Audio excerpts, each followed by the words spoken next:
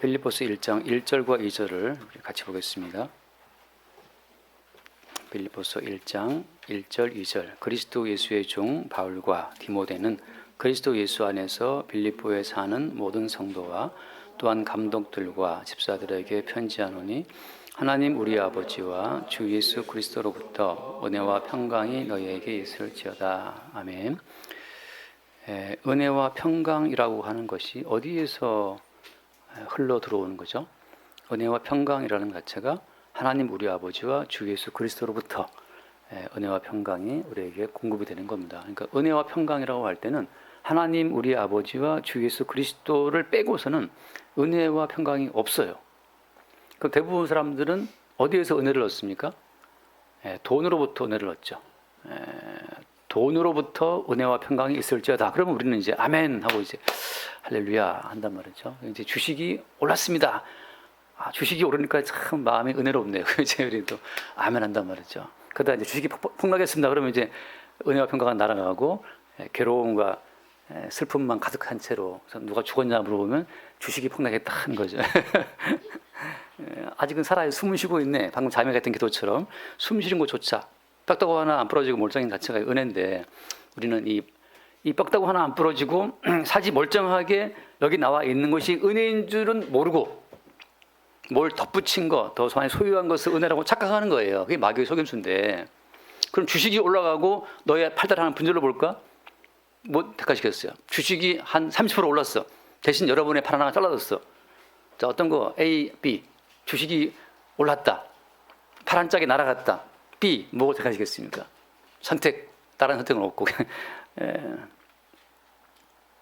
시골 경남 사천에서 목회하시는 목사님을 잠깐 봤는데 사모님은 간호사인데 그 시골에서 간호사도 일이 별로 없나 봐요. 목사님도 이제 가난하니까 시골 교회에 사람이 없어요. 그러니까 누가 뭐 헌금할 사람이 없잖아요. 목사님도 기계 일을 하다가 손가락 골절 돼 버렸어요. 뭐 기계에 끼어가지고 다행히 산재가 돼가지고 70%로 나온다고 하더라고요. 그런데 이제 이게 기계에 말려서 손가락이 한번 이렇게 완전히 부러지다시피 들어가 보니까 정신이 확 나는 거잖아요. 손가락 하나 붙어 있는 것이 얼마나 큰 은혜인지 일하다가 한번 기계에 한번 말려 들어가 보니까 이제 정신이 확 들면서 야, 이게 돈 몇 푼 문제가 아니라 내 손이 내게 있다는 자체가 이것이 은혜구나를 아는 거죠. 그 은혜 아닌가요? 꼭 돈이 들어와야 은혜입니까? 자, 다시 말해서 하나님 우리 아버지와 주 예수 그리스도로부터 은혜와 평강이 온다는 건데 그 말은 무슨 말인가 하면 하나님 아버지와 주 예수 그리스도로 말미암아 나라는 존재와 모든 만물이 존재한다는 사실을 모르면 이 모든 만물과 내 존재의 근원이 아버지께 있음을 모르는 자들은 지금 은혜에서 끊어진 뿌리 뽑힌 나무라고 하는 거죠. 뿌리 뽑힌 나무가 얼마나 살 수 있겠어요? 그걸 말라 죽는 것처럼 하나님 아버지와 주 예수 그리스도가 우리의 생명과 은혜와 평강의 원천인데 그 원천을 모른다면 그 사람은 지금 왕성해 보이지만 금방 시들어버리는 나뭇가지라고 하는 거죠. 그러니까 우리가 어떤 삶을 택하시겠어요? 지금 가장 왕성한 사람이 누굽니까? 우리나라에서 가장 지금 막 잎이 썽썽한 사람이 이재명 대통령이잖아요. 그의 부인하고 이제 또 비밀스러운 뭐 김현진가 있잖아요. 아무튼 지금 가장 썽썽하지만 가장 그 썽썽한 그걸 하더라도 어때요? 하나님 우리 아버지와 주 예수 그리스도로부터 연결되어 있지 않다면 그냥 잠시 있다가 말라 비틀어지는 너희 육체는 풀이요 너희 육체의 영광은 불의 꽃과 같다. 풀은 마르고 꽃은 떨어진다는 말씀처럼 다 결국 말라지는 거죠. 그러니까 우리 오늘 말씀처럼 방금 주사님이 말씀하셨는데 오늘이 11.6이다. 11.6. 맞다. 오늘 10월 26일이지. 가장 썽썽했던 절대 권력자가 간날이잖아요. 그 이후로 또 무수히많은 사람이 갔습니다. 지금 가장 썽썽한 권력자는 앞으로 안 가겠습니까? 결국은 다 가는 거죠. 근데 우리 항상 뭘 바라보냐 하면 대통령 당선되었대. 은혜가 크구나. 평강이 크구나라고 한단 말이죠. 그게 아니라 모든 은혜와 평강은 내 존재가 하나님 우리 아버지와 주 예수 그리스도께 연결되어 있다는 그 자체가 그것이 우리 모든 은혜와 평강의 원천이에요. 그래서 아까 찬송했던 것처럼 이 세상은 요란하다. 왜 요란합니까? 은혜와 평강을 찾겠다고 요란한 거잖아요. 근데 우리 마음은 어때요? 우리 항상 우리 마음은 편하다. 왜냐하면 우리의 친구이신 주님이 우리와 은혜와 평강의 원천이기 때문에. 그러니까 우리가 별로 놀랄 일이 별로 없어요. 놀랄 일이. 가끔 어떤 분이 저한테 섭섭하다 한 분이, 왜냐하면 제가 놀라지를 않는다는 거죠. 그러니까 뭐 해도 참 그래 힘들었겠구나 이래야 되는데 이게 별로 반응이 별로 없으니까 사실 그때 저는 뭐 별로 놀라지는 않습니다. 물론 누가 이렇게 확 놀래니 그건 놀래겠지만 아니 이거 아프면 병원에 갔으면 이제 뭐 아픈 거고 치료 받아야 되겠죠. 사람이 죽었대 그럼 죽은 거 어떻게 했어요? 뭐 운다고 살아나겠습니까? 운다고 옛사랑이 오리온 맞는 그런 노래도 있는데 운다고 오겠냐 말이죠. 그 사람 망했는데 어떻게 해요? 망했는데 뭐 그래 안타까워한다고 살아나겠어요? 망한 거지. 우리는 놀랄 일이 없어요. 뭐 싸웠대. 싸운 거지 뭐 그거 어쩌냐 말이에요 이제. 그 다음 수습의 문제지. 뭘 원했느냐? 같이 놀래주면서 그랬어 얼마나 힘들었어 뭐 이걸 말했다는 거죠. 그래서 이제 연기 아닌 연기를 조금씩 합니다. 그래서 그래 힘들었겠구나. 참 안 됐다. 근데 그 자체가 어때요? 그거 자체가 그냥 은혜와 평강을 타인으로부터 얻고 싶은 거잖아요.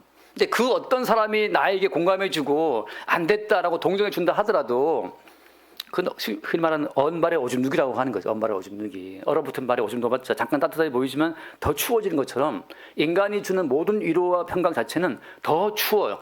더 많은 걸 갈망하게 됩니다. 그냥 사람으로부터 위로와 평강 자체를 받기를 그냥 잊어버리세요. 그러니까 위로해주면 땡큐고 위로해주지 않아도 우리를 위로해주고 은혜를 주실 분은 우리의 친구이신 주님이라고 하는 거죠. 아내에게 위로를 구하지 말아라. 남편에게 위로를 구하지 말아라. 아멘. 할렐루야. 혼자 나가서 그냥 교회 가 기도하든지 나가 산책하면서 주님 바라보세요. 주님만이 은혜와 평강의 원천이란 말이죠. 그게 왜 그런 사람들이 빌립보에 사는 모든 성도, 빌립보에 사는 모든 성도는 누구냐? 땅에 속한 존재로부터 은혜와 평강을 구하는 자들이 아니라 하나님 우리 아버지와 주 예수 그리스도로부터 은혜와 평강을 구하는 자들이라고 하는 거예요. 그러니까 성도라면 왜 성도인데? 성도라면 보이지 않는 주님과 어떤 케이블이 연결되어 있다는 뜻이잖아요. 보이지 않는 그 어떤 연결된 줄로부터 계속해서 은혜와 평강이 주어지는 자들이 성도지. 돈 있다고 평강하다, 관계가 좋다고 평강하다, 그러면 성도와 불신자의 차이는 아무것도 없어요. 주님은 당신이 은혜와 평강의 원천임을 알게 하시기 위해서 우리를 관계로부터 잘라버려요. 늘 치질하던 마누라가 갑자기 싸늘하게 대하네. 싸늘하게 말해요. 싸늘하게. 그때 주님께서 일으킨 사건은 뭐 때문입니까? 왜 남편이 항상 자비롭다가 그날따라 엄하게 와이프를 책망하냐 말이죠. 뭐 때문이에요? 그렇게 보이는 모든 끈을 주님이 끊는 사건을 통해서 보이지 않는 은혜와 평강의 원천이 주께 있다는 사실을 우리에게 알게 하시는 거예요.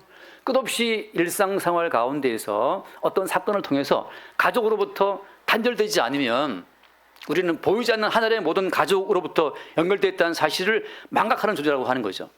엄밀히 말하면 하늘에 계신 아버지가 있긴 하냐 말이죠. 하늘에 계신 아버지 이름 거룩하사. 하늘에 계신 아버지가 있기는 합니까? 매일 보이는 사람한테 상처받았다고 뭐 마상이 심해. 마상이 뭔 뜻이야? 마음의 상처가 심하다는 거죠. 별걸 다 별줄 다 별걸 다 줄이래. 그런데 마상이 심하다. 왜 마상이 심한데? 그 친구가 나한테 서운한 말을 했다. 아내가 나한테 무슨 말을 했다. 남편이 안 알아줬다. 웬 개뿔 같은 소리를 하냐. 은혜와 평강 자체가 하나님 우리 아버지와 주 예수 그리스도에 있다는 그들이 빌립보에 사는 성도, 해화동에 사는 성도, 서울 사는 성도, 수원 사는 성도, 다 그런 성도들인 거죠. 성도라고 하면 누구냐? 보이지 않는 하나님 아버지와 주 예수 그리스도로부터 끝없이 어떤 남들이 모르는, 이방인이 모르는 은혜와 평강을 누리는 자들이에요. 그런데 이건 아무런 차이가 없다. 그럼 성도가 과연 맞는지? 성도가 아닌 거죠. 아버지가 무시했다. 하늘에 계신 아버지. 하늘에 계신 아버지가 있잖아요. 땅에 계신 아버지를 너희 아비를 하지 말아라. 너희 아버지는 하늘에 계시다. 하늘에 계신 아버지를 바라봐야지.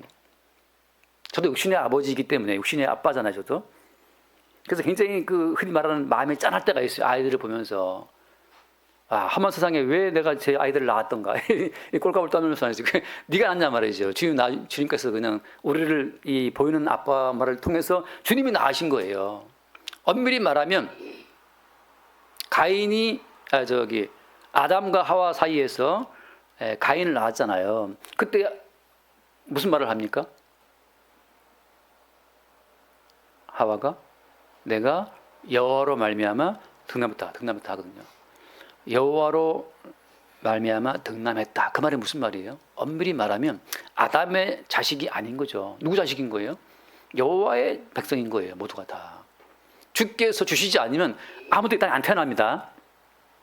이삭과 리브가가 금슬이 좋았지만 애가 안 태어났어요. 리브가가 막 안타깝게 할 때 이삭이 말하잖아요. 내가 어떻게 할 수 있냐? 하나님이 주시지 않는데. 다시 말해서 모든 자식은 아빠와 엄마의 의지가 아니라 여호와로 말미암아 이 땅에 태어난 거예요. 거기에다가 우리 인간 아빠가 엄마가 오바를 해서 주제넘게 주착을 부리는 거죠. 아, 내가 너를 낳았다. 내가 네 애비다. 주착 부리는 거 주책이라는 말 주책이죠. 주제 모르고 나대는 게 주책이잖아요. 주제를 알아야지. 네가 무슨 아버지야. 네 아버지는 하늘에 계신 분인데 왜 네가 아빠인 것처럼 모형으로 주어진 아버지고 하나님께서 당신의 백성을 낳기 위해서 하나의 도구로 이용된 자들이 육신의 아버지 엄마예요. 문수사님 그렇죠, 그죠? 예. 문수사님 굉장히 따님 두 분을 사랑하시더라고. 너무 안 주고 뭐 더 주고 싶어서 막 너무 그러는데 딸들이 됐다, 됐어 아빠 이러면 안타까운 거죠. 아빠는 딸들은 하는 말은 아빠나 기쁘게 살아 이건데.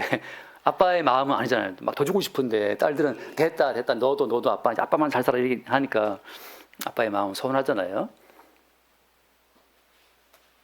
그럼 저한테 좋을 것 같아요. 됐다 그러니까 됐다 이제 나만 챙겨야죠. 좋을 것 같은데.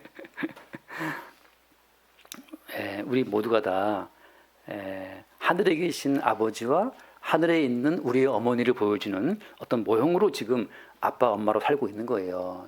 너무 주책을 부려서 마치 내가 네 아버지인 것처럼 내가 너를 어떻게 키웠습니까? 뭐 어떻게 키웠는데? 엄마 아빠가 다 살만하니까 그냥 키운 거지. 옛날 같으면 못 키웠으면 어때요? 갖다 맡겼어요 이제 고아원에다가. 되게 살만하니까 키운 거지. 주님이 다 주셔서 키운 건데 주님이 은혜와 평강을 주셔서 아빠 노릇 엄마 노릇 해온 건데 분수를 모르고 나대니까 주님 입장에서 네가 아빠냐 네가 엄마냐. 모형의 세계에 갇힌 자들이기 때문에 불행해지는 거예요. 보이는 것이 전부인 줄 알기 때문에 불행해지는 거죠. 그래서 오늘 말씀에 보면 사도 바울이 로마 감옥에서 감옥에 갇힌 주제에 지금 뭘 기원하고 있는 겁니까? 본인이나 잘하지 본인은 지금 감옥에 수감되어 있는 주제에 빌립보의 성도들한테 은혜와 평강이 있을지어다 그 말을 하는 거예요. 가만히 보니까는 반지하 사는 인간이 타워플레이스 사는 사람들한테 말하기를 은혜와 평강이 있을지어다. 그러니까 타워플레이스 사는 사람이 듣고 어이가 없죠. 야, 내 집이 지금 80억짜리 집이야. 맞나? 그런 집이 있나 모르겠지만 내 집이 지금 50억짜리 집이야.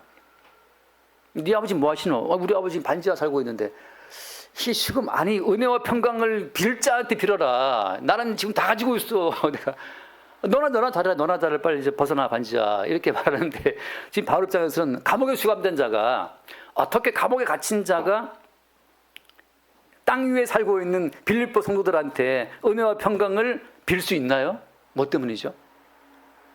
사도 바울에게는 하늘에 계신 하나님 아버지와 주 예수 그리스도로부터 말로 다 할 수 없는 은혜와 평강이 주어져 있기 때문에 감옥에 수감되어 있지만 하늘에 계신 아버지와 소통하는 바울의 마음속에는 이 땅의 사람들이 모르는 은혜와 평강이 있어요. 그 비밀스러운 은혜와 평강을 기원하는 거죠.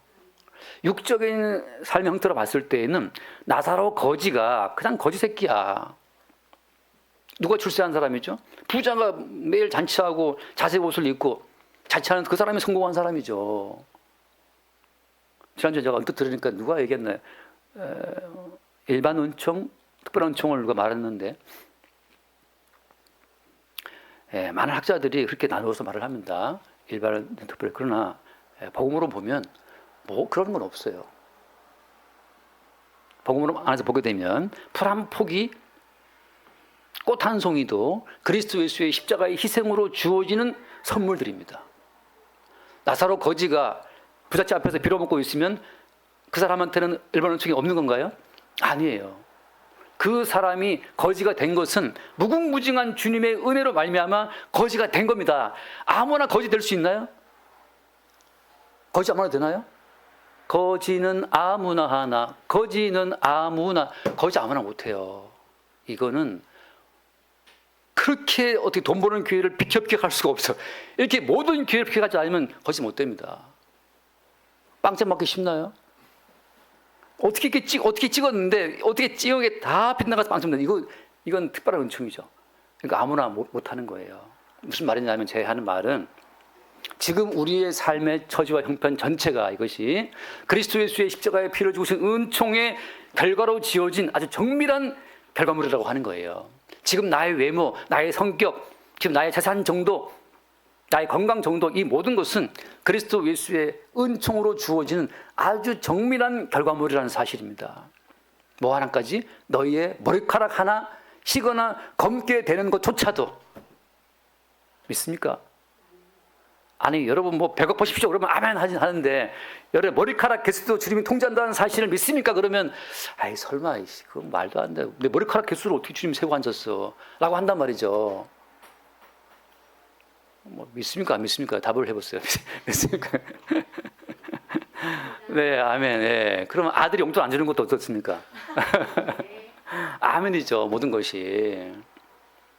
모든 것, 우리의 그 숨 쉬는 것조차도, 욥기의 고백을 보자면 침 한 번 삼키는 것조차도 어때요? 주님이 허락을 해야 침 한 번 삼킵니다. 주님이 허락지 않으면 침도 못 삼켜요.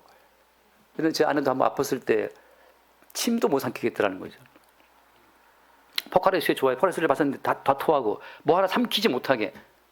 우리에게 벌어지는 모든 일이 하나님 우리 아버지와 주 예수 그리스도의 은혜와 평강으로 주어지는 결과물이라는 사실 속에 우리가 있을 때에는 우리에게는 무슨 뭐가 일반이고 뭐가 이반이고 특별이고 그런 거 없어요. 모든 것이 다 은총입니다. 헤르만 바벤크나 뭐 칼빈이나 그 볼코프나 다 그걸 다 나눠서 자세히 기도를 하거든요. 제가 복음으로 보자면은 일반 특별의 그런 경계선은 없어요. 근거는 뭐냐? 방금 드린 말씀처럼 우리에게 있는 작은 것조차도 다 주의 은총의 결과물로 주어지는 하나의 선물들이라고 하는 거죠. 언제부터 그래 됐습니까? 잠깐만 한번 말씀을 보고 넘어올게요. 창세기 8장 말씀 보면 창세기 8장 나는 아는 얘기입니다. 20절 말씀. 8장 20절. 노아가 여호와께 제단을 쌓고 모든 정결한 짐승과 모든 정결한 새 중에서 제물을 취하여 번제로 제단에 드렸더니 21절 여호와께서 그 향기를 받으시고 그 중심에 이르시되 내가 다시는 계획하는 바가 어려서부터 악함이라 내가 전에 행한 것 같이 모든 생물을 다시 멸하지 아니하리니. 사람이 악하다고 해서 범죄했다고 해서 하나님의 형벌 받는 게 아니에요. 뭐 때문입니까? 그 말씀처럼 정결한 짐승으로 들어진 그 번제, 정결한 짐승의 희생으로 말미암아 모든 사람들이 살고 있는 거예요. 누가 뭐 현대가 돈을 벌었다, 삼성이 뭘 벌었다, 그거 다 뭡니까? 그것이 다 정결한 짐승으로 모형화된 예수님의 십자가의 희생으로 주어지는 은총의 선물들이라고 하는 거예요. 특별 은총이 일반 은총이 따로 있는 것이 아니고 모든 것이 지금은 그리스도 예수의 희생의 죽음에 기반한 은총의 결과물로서 지금 다 살고 있는 거예요. 그 사람 머리가 좋아. IQ가 850mm, 뭐 그건 말도 안 되는 거예요. IQ가 200이래라고 합시다. 그것도 십자가에 죽임당하신 그리스도 예수의 은총으로 머리 좋은 것이고 그 사람 머리가 IQ가 80이래. 지체, 뭐 정신 지체 잘 그것도 어때요? 그리스도 십자가 은총으로 그렇게 머리가 나쁜 겁니다. 그 불공평하지 않습니까? 모든 것이 그리스도 예수께서 이루고자 하시는 주님의 창조의 세계에서 예수 그리스도의 은총을 증거하기 위한 도구로 모든 만물이 세팅이 되어 있는 거예요. 식탁 위에 놓여진 식당에 가면 있잖아요. 그 하얗게 수건 깔아놓고 포크 놓고 나이프 놓고 뭐 숟가락 놓고 한단 말이죠. 세팅된 모든 식탁 위에 있는 그 모든 기구들처럼 모든 것은 그리스도 예수의 주되심과 그 은총을 증거하기 위해서 정밀하게 준비되어 있는 하나의 세팅의 요소라고 하는 거죠. 우리 몸 가운데에서 어떤 몸 자체가 더 천박한 몸이 있습니까? 새끼손가락은 더 약해서 못 낳습니까?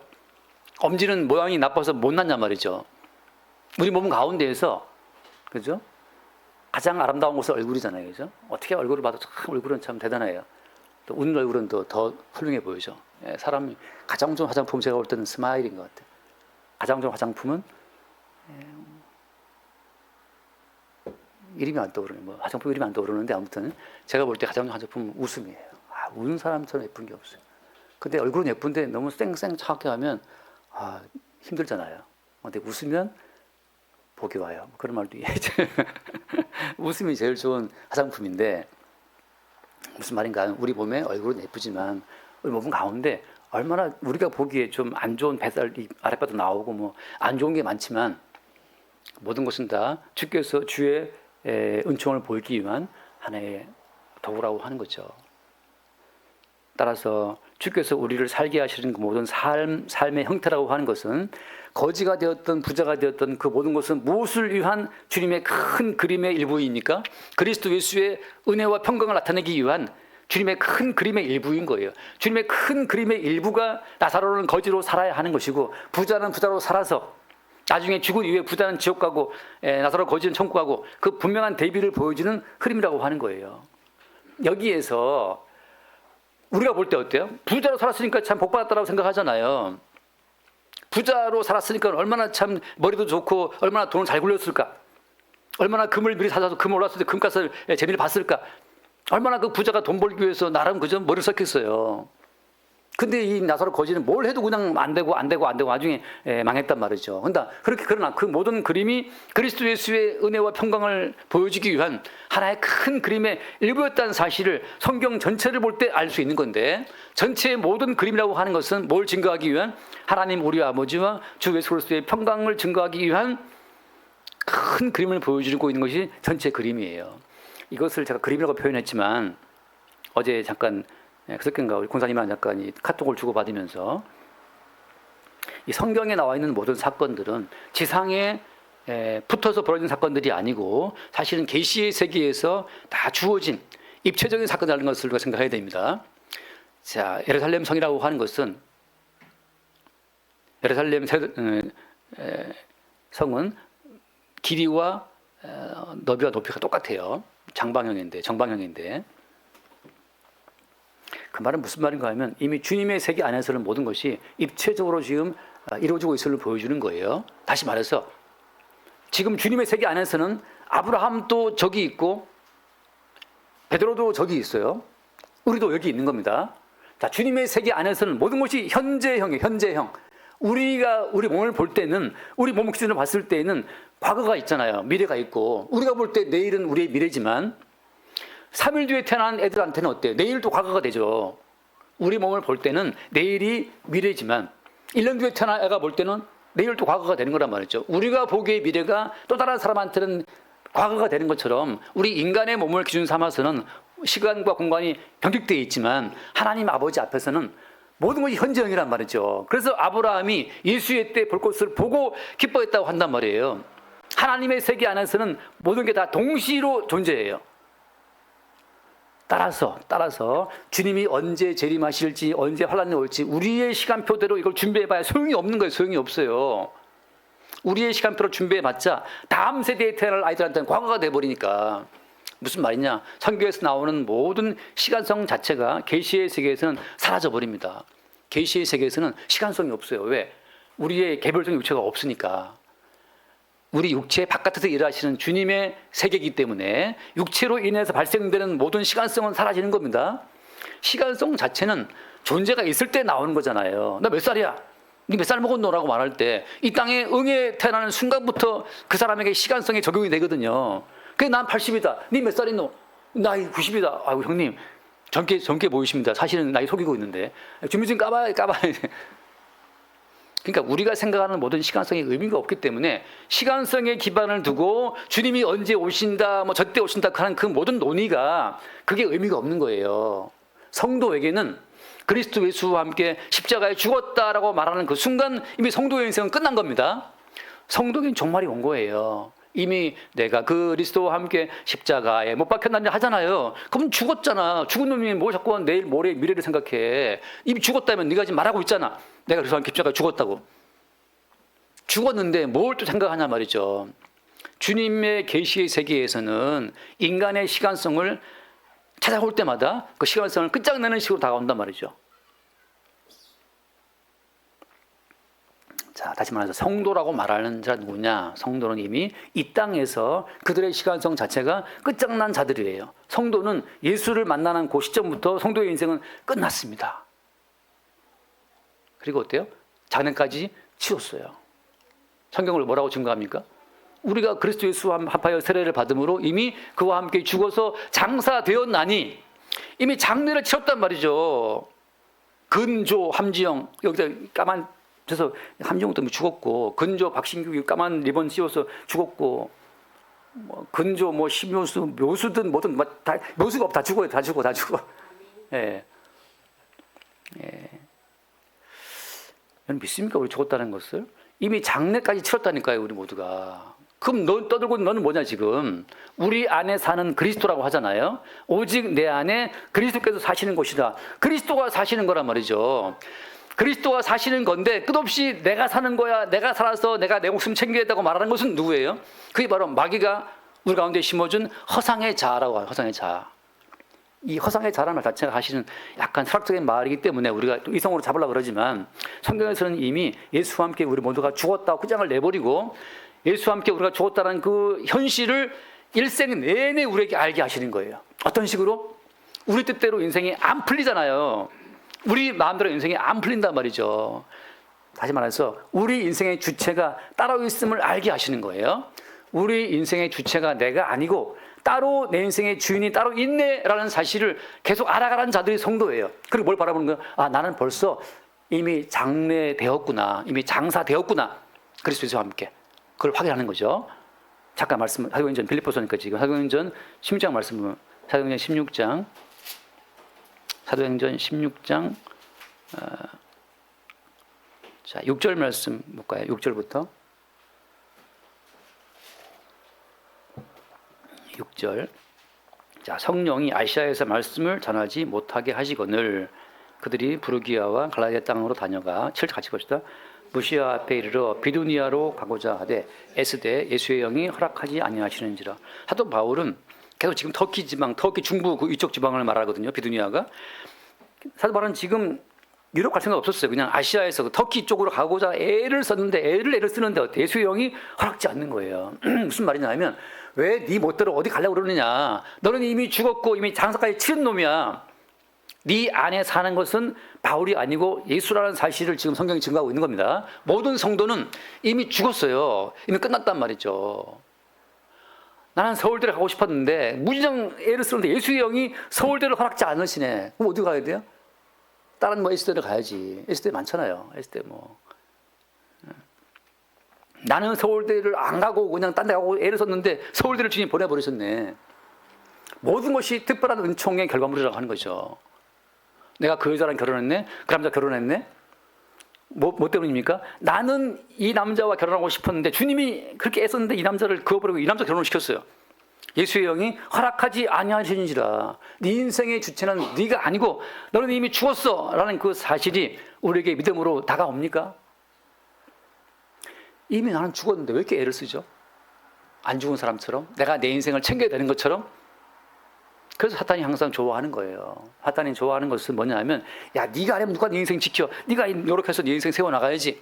야, 누가 네 인생 책임져 주겠냐? 네가 먹고 살아야 돼. 네가 돈 벌어야 돼. 주식을 잘 보고 있어봐. 지금 일봉, 월봉, 주봉, 시봉 보고 있다가 딱 팔아. 이거 어깨에서 팔아야 되는 것이야. 어깨가 뭡니까? 몰라. 나도 뭐. 나 들었는데 잊어버렸어요. 어깨가 뭘 하던데. 무릎에서 사서 어깨에 팔라. 뭐 그런 유명한 말이 있다면서요. 근데 내가 몇 번 설명 들었는데 생각이 안 나. 근데 뭐 무릎에 팔 것도 없고. 근데 우리가 생각할 때는 사탄이 집어넣어주는 그 거짓된 자아상, 네가 네 인생의 주인이고 네가 몇 아이의 아빠고 네가 그 여자의 남편이기 때문에 네가 인생을 책임져야 돼 라고 말하는 그 사탄의 속임수 때문에 모든 인생이 수고하고 무거운 짐을 짊어지는 거예요. 그러나 주님 우리가 하나의 짐만 맡겼어요. 하나의 짐만. 그 하나의 멍에가 바로 뭡니까? 주께서 우리에게 짊어지신 쉽고 가벼운 멍에가 어떤 멍에예요?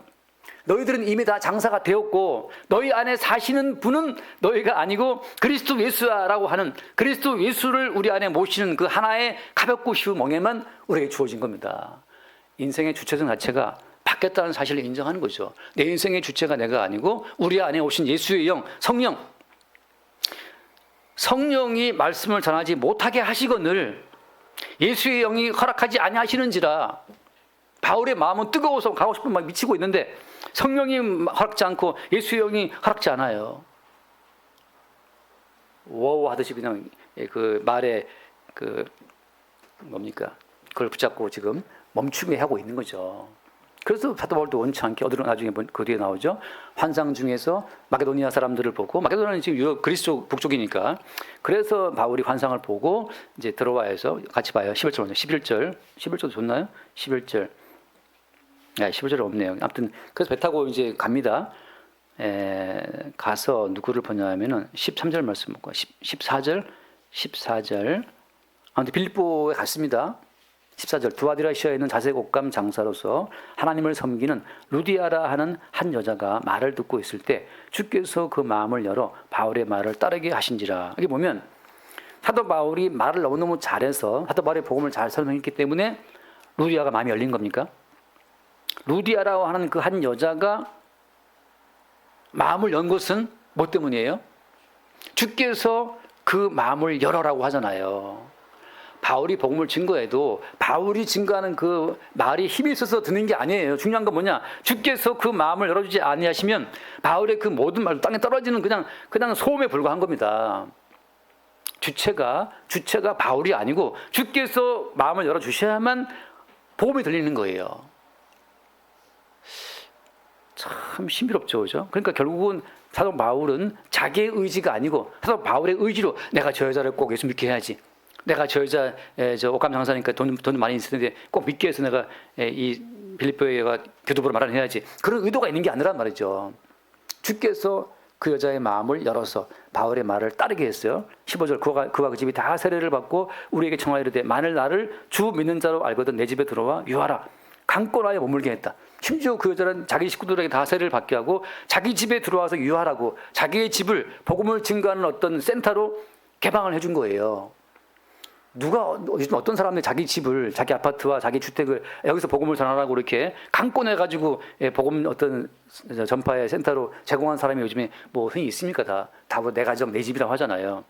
근데 주께서 마음을 여니까 복음에 들어가고 복음을 듣고 세례를 다 받게 하고 심지어 자기 집을 제공해서 거기에 머물게 했다.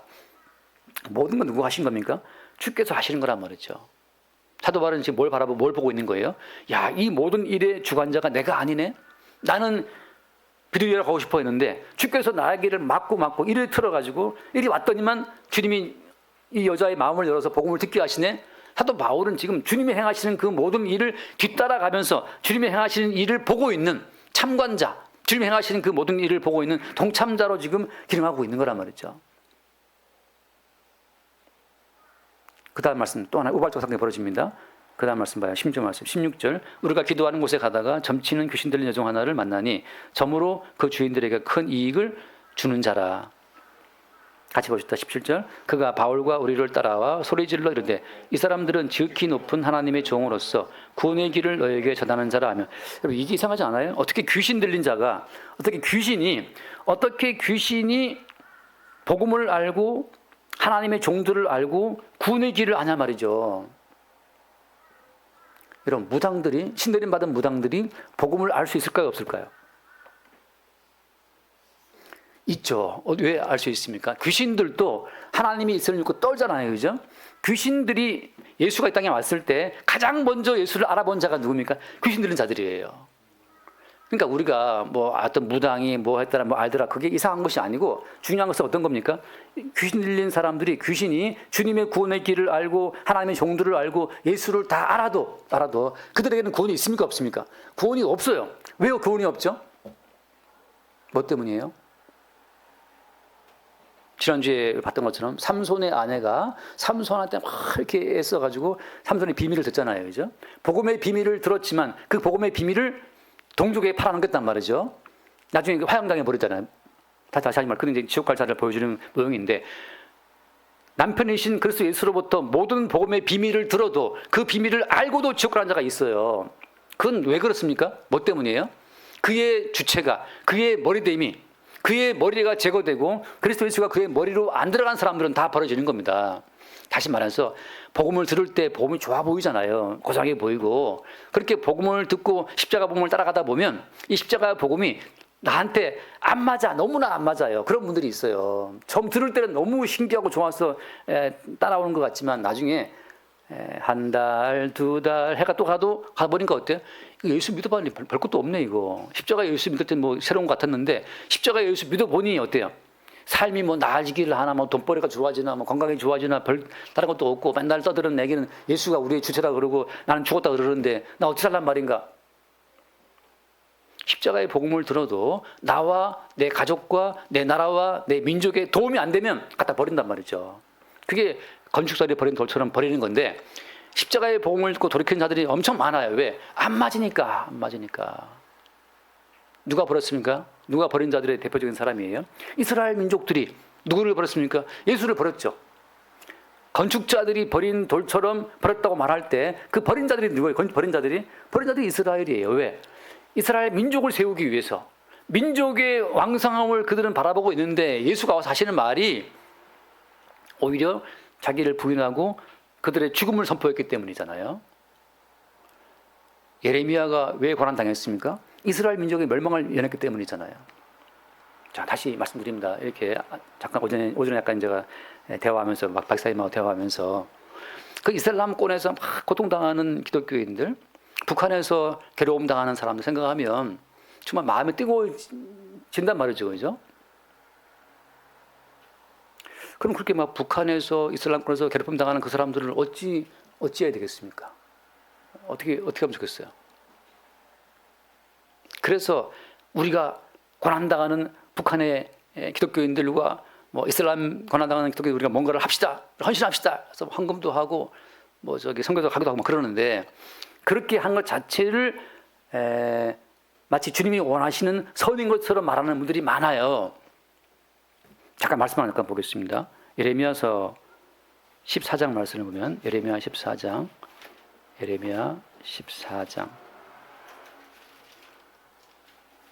13절 말씀. 예레미야 14장 13절.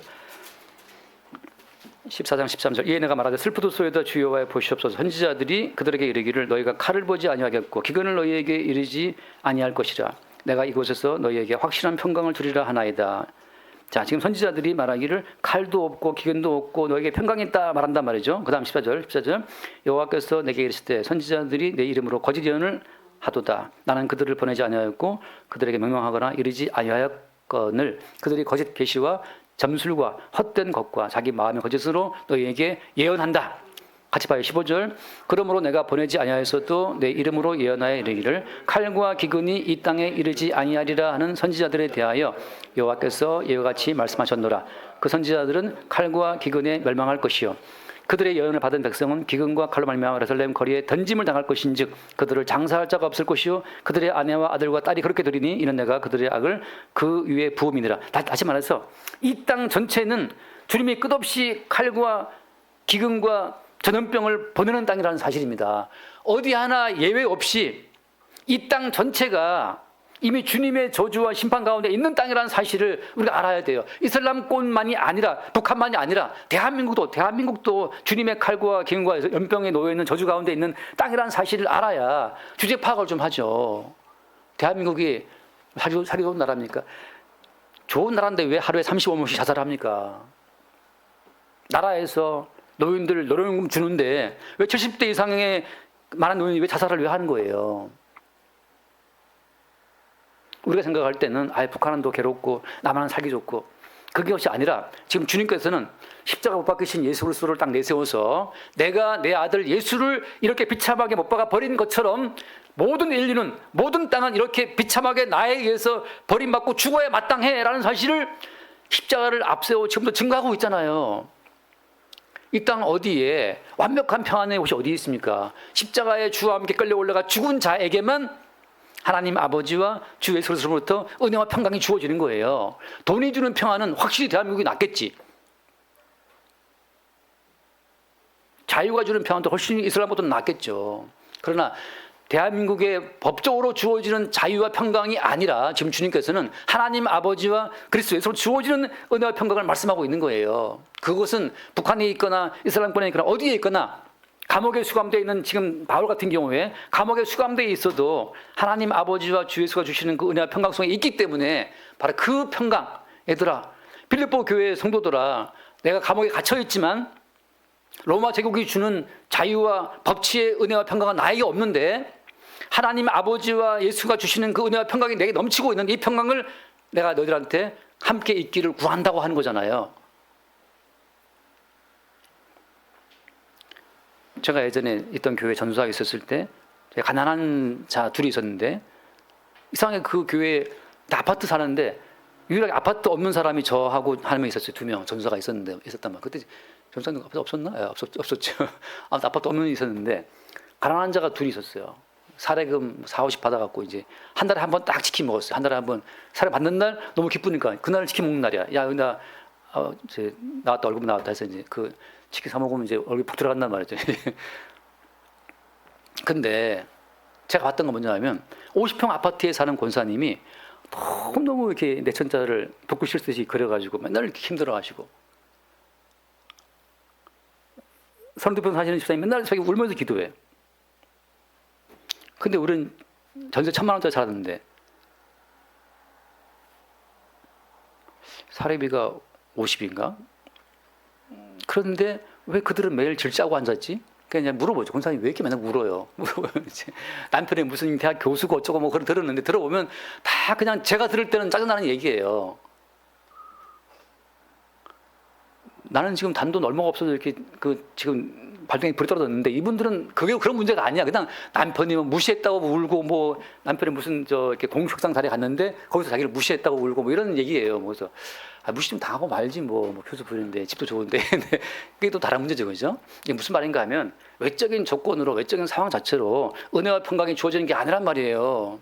감옥에 수감되어 있어도 부자가 못 누리는 평강을 사도 바울이 누리고 있는 것이고 거지 나사로로 살아도 천사들과 교감하고 있는 그 평강 속에 나사로 거지는 있는 것이고 그 부자는 어때요? 그 돈을 지켜야 된다는 압박감 때문에 더 파티를 더 벌려. 파티를 벌임으로 말미암아 자기의 지금 압박감을 잊어버려야 되는 거니까.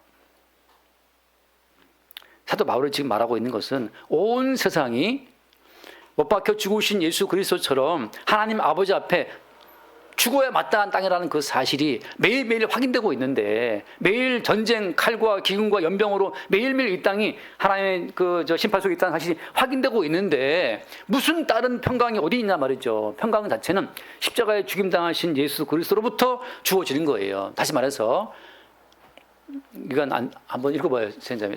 요한복음 12장 말씀 주진 않았는데 요한복음 12장 자 내가 너희를 이끌겠다는 말씀이 있을 거예요. 내가 너희를 이끌겠다. 내가 너희를 이끌겠다. 이게 몇 절에 있죠? 요한복음 12장 32절입니까? 네, 오케이. 32절.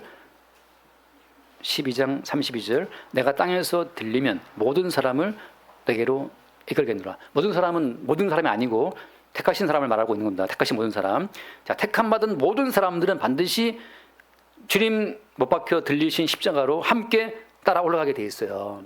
그 십자가에 함께 못 박혀 십자가에 들렸을 때 십자가에 덜렁 들러서 못 박혀 있는 그 자리에서 뭐가 보이는 거예요? 이 땅의 진실이 쫙 보이는 거예요. 어떻게 뭘 하고 한다더라도 이 땅에는 지금 칼과 기근과 연병이 넘쳐 흐르는 땅이라는 사실. 단지 대신 죽임당한 예수님의 희생으로 말미암아 이 땅 가운데 어떤 평강과 은총이 주어지고 있는 것이고 가정이라고 하는 테두리가 지켜지고 있는 것이고 마침 김정은이가 핵을 안 쏘고 있는 것이고 그런 모든 평강이 주어지고 있는 거란 말이죠. 다 임시적인 평강이란 말이에요. 십자가에 죽임당하신 백성에게만 뭐가 확인되는 겁니까? 사망으로도 끊지 못할 은혜와 평강. 핵이 날아오고 칼에 매 목이 날아간다 하더라도 기근과 전염병으로 육체가 병든다 하더라도 흔들리지 않는 은혜와 평강은 십자가에 함께 끌려가서 십자가에 함께 못 박혀 죽은 성도들에게만 나온다고 하는 거예요. 지난주에 봤던 것처럼 12명 사도 가운데 야고보가 먼저 목이 날아갔잖아요. 참석당했잖아요. 그 비헤디드, 목이 날아간 머리가 제거된 자들이 그게 사도의 출발점이고 12명 가운데 야고보를 제일 처음 목을 날리면 말미암아서 12명 전체의 머리가 지금 다 제거된 겁니다. 지금. 그리고 그들의 머리가 다 누구예요? 그리스도 예수가 그들의 머리가 된 거란 말이죠. 성도 입장에서는 이미 죽은 자, 장례 치러진 자고 그들의 머리가 그리스도 예수로 장착된 자기 때문에 성도의 모든 삶 전체가 날마다 머리이신 그리스도 예수로부터 은혜와 평강에 주어지는 과정 속에 들어와 있다는 겁니다. 귀신 들린 자들이 예수를 알아본다 하더라도 그들은 왜 지옥 가는 겁니까? 그들의 머리가 그리스도로 안 바뀐 자들은 지옥 가는 거예요. 수많은 목사님들이 예수를 증거하잖아요. 머리가 안 바뀐 목사님들은 그 예수 이름 팔아서 장사를 하는 겁니다. 자, 귀신 들린 여종이 그 당시에 종이었기 때문에 그랬지, 이 여종이 지금 현대에 살았다면 이 여종은 아주 신령한 목사가 됐을 거예요. 무슨 말씀인지 아시겠습니까? 그 당시 사회에서 종이기 때문에 주인에 붙들려 있을 뿐이지, 지금 자유시대에 왔다면 그 귀신들 여종은 그 귀신으로 말미암아서 모든 걸 밝게 보니까 성경을 읽으면서 예수가 이렇다 말할 수 있어요. 예수가 이렇다라고 십자가를 말하는 자라 하더라도 그가 주와 함께 죽어서 장사 치르고 그의 머리가 그리스도 예수로 바뀌지 않은 모든 사람들은 그냥 귀신 들린 사역자가 되는 거고, 예레미야가 말한 것처럼 그들은 뭘 외친다? 그들은 평강을 외치는 거죠. 형통을 외치고, 집사님 잘 될 겁니다. 주 예수 이름으로 잘 될지어다. 주님 말씀. 그들이 바로 거짓 예언자들인데 그들에게 칼과 기근이 갈 것이다 라고 하는 것이죠. 무슨 말이냐? 참된 선지자는 반드시 뭘 증거하게 되어 있습니까? 십자가에 증거하신 예수와 함께 너희 죽었어. 그거밖에 증거할 게 없어요. 권사님 잠깐 보여주신 영상을 봤는데, 마지막 때에 짐승의 표를 받지 않고 살아남아서 주님의 재림을 맞이하기 위한 그 치밀한 계획표를 세워서 그대로 막 하려고 애쓰는 어떤 그분의 영상을 제가 이제 보여줘서 봤어요. 왜 그렇게 살기를 애씁니까? 모두가 다 구원파예요. 그러니까 구원받기 위해서 그렇게 애쓰는 사람은 다 구원파입니다. 구원파가 왜 구원파냐? 구원받기 위해서 애쓰기 때문에 구원파인 거예요. 어떻게 구원이 주어집니까? 신천지도 다 구원파예요. 뭐 하늘 어머니 교회도 다 구원파입니다. 인간의 구원받기 위해서 이래라 저래라 하는 거 다 구원파예요. 왜? 성경은 딱 끌어 말합니다. 창세 전에 그리스도 예수 안에서 택함을 입은 자만 구원 끝. 뭘 자꾸 애쓰고 다 집어쳐. 그럼 창세전 택함받은 자들은 구원의 근거가 뭡니까? 십자가에 죽임당하신 예수로서가 그들의 모든 죄를 다 해결을 했어. 십자가에 죽임당하신 예수로 말미암아서 택함받은 모든 자들의 구원이 완성되었다. 그걸 끝이에요. 달리 무슨 마지막들을 준비하고 뭐 짐승의 표를 받지 않고 뭡니까? 베리칩을 받지 않고 AI를 안 받으면 살고 하는 그 모든 잡다한 논리들은 아까 귀신 들린 여종처럼 또다시 어떤 다른 구원의 길을 제시하여서 우리를 미혹하는 거란 말이죠. 이 성도는 주와 함께 죽었어요. 머리는 그리스도로 바뀌었고, 성도에게 주어지는 밥 한 그릇, 물 한 잔조차도 전부 다 머리이신 그리스도께서 우리를 먹이시고 입히시고 마시게 하시는 거란 말이죠. 권사님 그때 말한 것처럼 머리이신 그리스도께서 나를 오늘 맛있는 먹이게 하셨어요 하고 했던 것처럼 머리이신 주께서 우리를 먹이게 하시고, 이광수님 맨날 수영 다니시는데 머리이신 주님이 매일 수영하게 하시는 거예요. 주님이 감기 한번 줘버리면 또 콜록콜록 못 가요. 또 저도 수영 좋아했는데 자꾸 여기 부비동경 생겨가지고 병원에서 아이고 목사님 수영 안 맞습니다. 가지 마세요 수영. 그래서 수영 때려쳤어요. 너무 좋았는데 저 쳤어요. 못 가요. 그러면 일단 나는 원래 물개 갖고 있었는데 물개가 안 문다는 거지. 그냥 딴개로 다니는 거죠. 그냥 주께서 머리가 되어서 우리를 먹이시고 입히시고 운동시키시고 말씀 듣게 하시고 와이프랑 싸우게 하시고 삐져갖고 또 주님 바라보게 하시고 하는 거죠. 남편이랑 와이프랑 싸우면 갈 데 어디 있어요? 친구신 주님한테 가야지. 애들하고 싸우고 갈 데 어디 있습니까? 주님 바라봐야죠. 아빠가 서운하다, 엄마가 서운하다, 어디로 가요? 주님 바라봐야 되는 거죠. 주님은 그냥 칼을 보내서 가족을 다 해체시키고 머리이신 주님만 바라보게 하신단 말이죠. 거기에서 그리스도 예수의 참된 가족이 드러나는 거예요. 자, 빌립보 시간인데, 빌립보에 사는 모든 성도, 하나님 우리 아버지와 주 예수 그리스도로부터 은혜와 평강이 있을지어다 하는 이 모든 말씀이 오늘날 대한민국에 사는 우리 모든 성도에게 적용될 수 있기를 바랍니다. 기도하겠습니다. 주님 감사합니다. 세상은 돈이 주는 은혜와 평강을 이야기하고 출세와 능력과 권세가 주는 평강과 은혜를 말하지만, 주님은 감옥에 수감되어 있어도 끊을 수 없는 평강이 하나님 우리 아버지와 주 예수 그리스도부터 주어진다는 우리에게 말씀하고 있습니다. 주님, 이 땅이 주는 어떤 요소로 말미암아 평강한 자들이 아니라 하나님 우리 아버지 주 예수 그리스도의 희생으로부터 주어지는 그 은혜와 평강 속에 기뻐할 수 있도록 우리의 삶을 인도하여 주옵소서. 우리 주 예수님을 기도드립니다. 아멘.